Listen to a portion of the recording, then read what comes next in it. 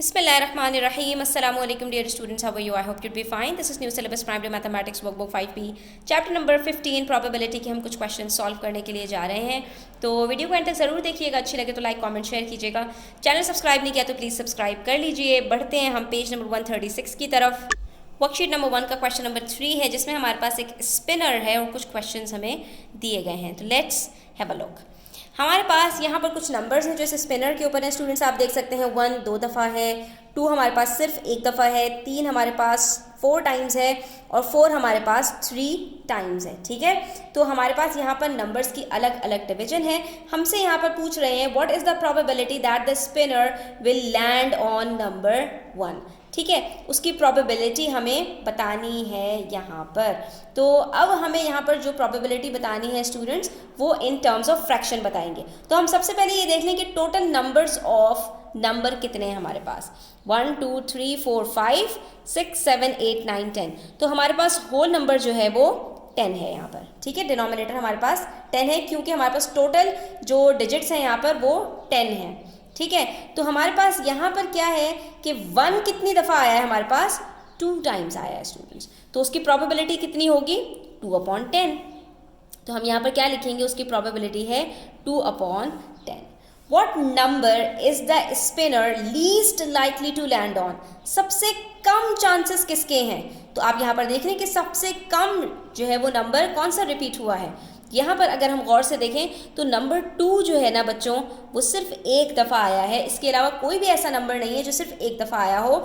इसलिए यहाँ पर कौन सा नंबर ऐसा है, नंबर 2, कि जिसके चांसेस सबसे कम हैं। What number is the spinner most likely to land on? कौन सा नंबर सबसे ज़्यादा दफ़ा आया है कि सबसे ज़्यादा चांसेस हैं उसके कि वो रिपीट हो सके। तो स्टूडेंट्स यहाँ पर मुझे जो नज़र आ रहा है वो आपका नंबर 3 है क्योंकि वो 4 टाइम्स रिपीट हुआ है। तो यहाँ पर हम कहेंगे कि नंबर 3 के चांसेस सबसे ज़्यादा हैं। Which 2 numbers in the spinner is the spinner equally likely to land on? कौन सा ऐसा नंबर है कि जिसके चांसेस बराबर हैं कि वो उसके ऊपर लैंड कर सकता है। तो स्टूडेंट्स यहाँ पर हमारे पास कोई भी ऐसा नंबर नहीं है क्योंकि यहाँ पर जो 4 है हमारे पास वो 3 दफ़ा आया है जबकि 3 हमारे पास 4 दफ़ा आया है, 1 सिर्फ 2 दफ़ा आया है और 2 सिर्फ एक दफ़ा आया। तो कोई से भी 2 नंबर्स ऐसे नहीं हैं जो 2 बराबर हों नंबर ऑफ डिजिट्स के अंदर। ठीक है, तो हम यहाँ पर क्या कहेंगे, नो 2 नंबर्स, कोई से भी 2 नंबर्स ऐसे नहीं हैं जिनका इवन चांस हो रिपीटेशन का। ठीक है, अच्छा जी, ये सिर्फ कंफ्यूज करने के लिए इस तरह के क्वेश्चंस देते हैं। क्वेश्चन नंबर 4 है one of these names is to be drawn from a box for a lucky draw. ये तो आप लोगों के रियल लाइफ से मैच करता हुआ क्वेश्चन है कि अक्सर आप लोग लकी ड्रॉ के लिए अपने अपने नेम्स देते हैं। तो यहाँ पर हमारे पास जो नाम है वो क्या है, Ann, Bina, Laura, Sam, Kate, Tom, Siti, Ahmed, सब अलग अलग नाम हैं। Look at the names above and fill in the blanks. What is the probability that a boy is picked. तो हम सबसे पहले ये देखिए कि हमारे पास नंबर ऑफ बॉयज़ कितने हैं। एन लड़की है, बीना अगेन लड़की है, नौरा भी लड़की है, एक लड़का आया हमारे पास, ये बॉय है। Kate is also a girl, Tom हमारे पास अगेन एक बॉय है, सीती भी लड़की है और अहमद एक बॉय है। तो टोटल कितने बच्चे हैं हमारे पास स्टूडेंट्स, 1 2 3 4 5 6 7 8। 8 बच्चों में से हमारे पास बॉयज़ कितने हैं स्टूडेंट्स, सिर्फ 3 बॉयज़ हैं। ठीक है, तो उनकी प्रोबेबिलिटी कितनी होगी, हमारे पास उसकी प्रोबेबिलिटी होगी 3/8, सिंपल। ठीक है, 3 बॉयज़ हैं 8 में से, तो 3 ही की उसकी जो है वो 3 दफ़ा ही पिक हो सकते हैं वो। और कितनी दफ़ा एक गर्ल पिक हो सकती है, तो गर्ल्स कितनी है, 1 2 3 4 5। तो हम क्या कहेंगे, 5/8 उसकी प्रोबेबिलिटी है।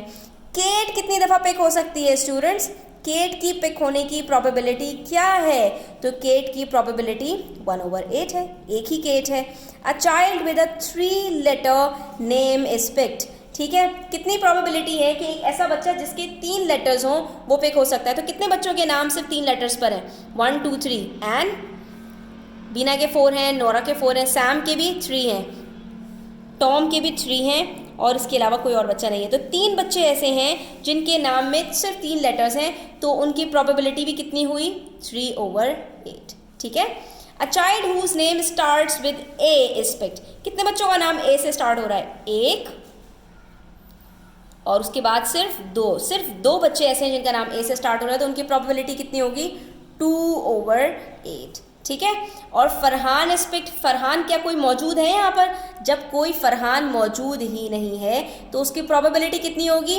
वेरी गुड, 0 प्रोबेबिलिटी होगी। तो देखा आपने कितने इजी क्वेश्चंस थे ये, जिसको हमने मिनटों में सॉल्व कर लिया, हमें कोई प्रॉब्लम अल्हम्दुलिल्लाह नहीं हुई है। तो बच्चों यहाँ पर सिर्फ आपने 2-3 चीज़ों का ही ध्यान रखना है कि क्या आपसे प्रोबेबिलिटी एग्जैक्टली पूछी है या आपसे जो है ये पूछा है कि उसके चांसेस कितने हैं, लाइकली अनलाइकली, या वो सब चीज़ें। ठीक है। तो अब यहाँ पर आपने सिर्फ ये देखना है कि टोटल नंबर ऑफ डेटा कितना है आपके पास और जो एग्जैक्टली आपसे पूछा हुआ है वो कितना है। तो टोटल आप ये बात सीख चुके हैं कि हमेशा डिनोमिनेटर में आता है, तो हमने हर जगह 8 को डिनोमिनेटर में लिया, और जिस चीज़ के चांसेस जितने ज़्यादा हैं तो उस चीज़ को आप हमेशा अपने न्यूमरेटर के अंदर बनाते हैं, तो उसको हमने भी अपने न्यूमरेटर के अंदर लिख लिया। और सिर्फ आपने यहाँ पर वर्डिंग्स को पढ़ना है, आसान सी वर्डिंग्स हैं, उसके अंदर भी आपके लिए कोई प्रॉब्लम वाली बात नहीं है। तो thanks for watching the video till the end. Take care, अल्लाह हाफिज़।